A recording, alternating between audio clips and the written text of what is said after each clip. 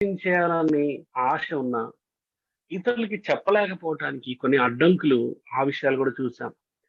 Hindrances to share the word of the gospel with others అన్న విషయంలో మరి ఒకటి భయం. ఎక్కువ మందికి నోరు తెరిచి చెప్పాలంటే భయం. ఏమనుకుంటారో, ఏమంటారో, ఎలా రియాక్ట్ అవుతారో, రకరకాల ఆలోచనలు, సందేహాలు, భయం మనల్ని ఆవరించడం వల్ల మరి తర్వాత ఎదిరింపులు ఏమైనా ఎదుర్కోవాల్సి వస్తుందేమో, మాటలు పడాల్సి వస్తుందేమో అని రకరకాలుగా మరి ఆ భయపడుతూ ఉంటాం. ఓకే. సో కానీ అపోస్తలు అలాగ సువార్తను తీసుకుని ఇతరులకు అందించడానికి భయపడలేదు. వాళ్ళు కూడా మాటలు పడ్డారు, దెబ్బలు తిన్నారు, చాలా పరిస్థితులు గుండా వెళ్ళారు సువార్త విషయమై. దేనికి వాళ్ళు వెనకాడలేదు. అంత ధైర్యంగా వారు సువార్తను ముందుకు తీసుకొచ్చారు కాబట్టి 21వ శతాబ్దంలో బ్రతుకుతున్నటువంటి నువ్వు నేను ఈ రోజు క్రీస్తు సువార్తను వినగలిగా, విశ్వసించి దేవుని బిడ్డలయ్యాం. కాబట్టి భయం మరి అడ్డంకి సారీ దాన్ని ఎలా అధిగమించాలి అన్నది చూసాం.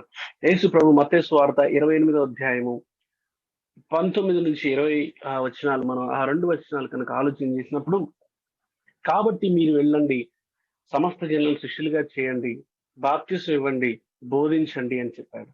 అయితే కాబట్టి అనే మాట ఏ పదంతో కొనసాగించబడుతుందంటే, పరలోకమందును భూమి మీదను నాకు సర్వాధికారం ఇవ్వబడింది, కాబట్టి మీరు ఇప్పుడు వెళ్ళండి.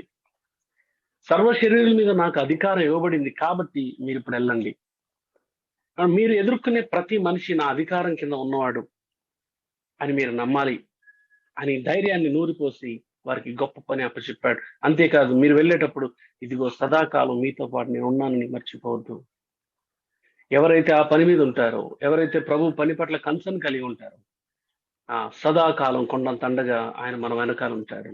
సో ఆయన అధికారం, ఆయన అండ మనకి తోడుగా ఉన్నాయి సువార్త చేసేటువంటి క్రమంలో అన్నది మనం విశ్వసించినప్పుడు, అది నిజంగా నమ్మినప్పుడు మనకి లోపల ధైర్యం పుడుతుంది. అది మనం నమ్మం కాబట్టి ఆ మనుషుల్ని చూసి భయపడుతూ ఉంటాం. ఆ తర్వాత ఎక్కువ మందికి వాళ్ళు తృణీకరిస్తారేమో అన్న భయం ఉంటుంది. Fear of rejection fear of rejection అంటే మనం చెప్పక ముందే, అసలు మొదలు పెట్టక ముందే మనం వాళ్ళు తృణీకరిస్తారేమో, వద్దంటారేమో, ఎందుకు ఇలా మాట్లాడుతున్నాం, అయినా ఇదేంటి అని ఇలా అంటారేమో అని మనమే ఊహించేసుకొని అసలు మొదలు పెట్టం. మనకి తెలియదు ఎవరు ఏ అక్కర్లు ఉన్నారు, మనకి తెలియదు ఎవరికి ఏ మాట అవసరం, మనకి తెలియదు సువార్తను అంగీకరించడానికి ఎవరి హృదయాలు సిద్ధంగా ఉన్నాయో. కాబట్టి ముందే మనం భయపడిపోయి అసలు నోరు తెరవకుండా ఉంటే మనం కొద్దిమందిని మిస్ అయిపోతా ఉంటాం. కాబట్టి వాళ్ళు ఏమంటారో తర్వాత అందరూ అంగీకరిస్తారని మనం చెప్పలేం. అపోస్తలుడైన పౌలు సైతం చెప్పినప్పుడు అపోస్తల కార్యంలో 17వ అధ్యాయం మనం చూస్తాం. ఆఖరి 2 వచనాల్లో వాళ్ళకి చాలా డీటెయిల్ గా దేవుని గురించి పరిచయం చేసి యేసు సువార్తను చెప్పిన తర్వాత కొద్ది మంది ఏమో అపహసిస్తారు, ఇంకొద్ది మంది ఏమో తర్వాత విందాంలే అంటారు, ఇంకొద్ది మంది హత్తుకొని విశ్వసిస్తారు. ఈ 3 రకాల రెస్పాన్స్ మనం అంగీకరించాలి. అందరూ అంగీకరిస్తారని లేదు, అందరూ తృణీకరిస్తారని కూడా లేదు. కాబట్టి మనకి ట్రాఫిక్ సిగ్నల్లో రెడ్, యెల్లో, బ్లూ, గ్రీన్ ఉన్నట్టు కొద్దిమంది ఆపోజించవచ్చు రెడ్ కలర్, కొద్దిమంది చూద్దాంలే తర్వాత అని అనొచ్చు యెల్లో, కొద్దిమంది గ్రీన్ యాక్సెప్ట్ చేయొచ్చు. కాబట్టి ఆ గ్రీన్ వాళ్ళ కోసం వాళ్ళు ఎవరో మనకు తెలియదు కాబట్టి మనం చెప్పుకుంటూ వెళ్ళడమే, మనం మన పరిధిలో అందిస్తూ వెళ్ళడమే, రైట్.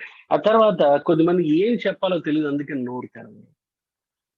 సువార్త అంటే ఏంటో తెలియదు, సులభమైన మాటల్లో ఎలా చెప్పాలో తెలియదు, ఎందుకంటే they were not trained in there churches. వారి సంఘాల్లో వారికి అలాంటి తర్ఫీదు లేదు కాబట్టి సులభంగా సువార్తను ఎలా మొదలు పెట్టాలి, ఎలా అవకాశాన్ని కల్పించుకోవాలి, ఎవరితో ఎక్కడ కమ్యూనికేషన్ బిగిన్ చేయాలి, ఇవన్నీ మనము వర్క్షాప్ లాగా కూర్చొని డిస్కస్ చేసినప్పుడు అలాంటి సందర్భం మనకి తెలిస్తే ఎలా మొదలు పెట్టాలో తెలుస్తూ ఉంటుంది. సువార్త అంటే సులభంగా అనేది ఏంటో మనకి తెలిస్తే ముందు ఇతరులకి చెప్పగలుగుతాం. ఇంకొద్ది మందికి ఏమో అసలు భారమే లేదు, అదొక పెద్ద అడ్డంకి. సువార్త చెప్పాలి అన్న కన్సర్న్ లేదు, ఇతరుల్ని ప్రభువులోకి నడిపించాలి, వారి జీవితాలు కూడా బాగుపడాలి అన్నటువంటి కనీస బాధ్యత, భారం లేకుండా ఉండటమే పెద్ద అడ్డంకి. మనలాగా సోమనులాగా, లేకపోతే మనలాగా భయపడుతున్నాం, లేకపోతే మనలాగా ఏం చేస్తానో నిర్లక్ష్యంగా ఉంటున్నాం, మనలాగా భారం లేకుండా మన ముందు తరం ఉండుంటే సువార్త మన దాకా అందేది కాదు.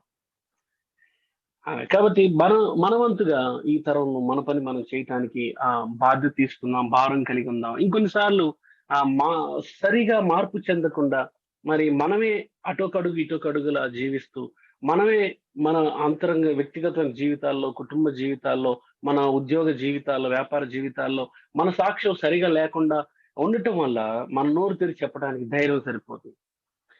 ముందు వాళ్ళు నాకే వేలెత్తి చూపిస్తారు అన్నటువంటి ఆ గిలి మన నోరు తెరవకుండా ఆపుతుంది. ఈ రీతిగా రకరకాల అడ్డుబండలు మనం దేవుని రాజ్య సువార్తని ముందుకు తీసుకెళ్ళకుండా అడ్డుపడుతూ ఉంటాయి. అందులో శత్రువు బాగా చురుగ్గా పనిచేస్తూ ఉంటాడు వీటి వెనకాల. వీటన్నిటిని ఎలా అధిగమించాలి, ఏం చేయాలన్నది మరి గత వారంలోనే చూసాము. అయితే ఈ వారం సులభమైన పద్ధతిలో మరి ఎలాగ మనం ఇతరులకి సువార్తను సులభంగా, సరళంగా అందించవచ్చు, మనందరం కూడా చేయొచ్చు. మన మన పరిధిలో మనం చేయొచ్చు.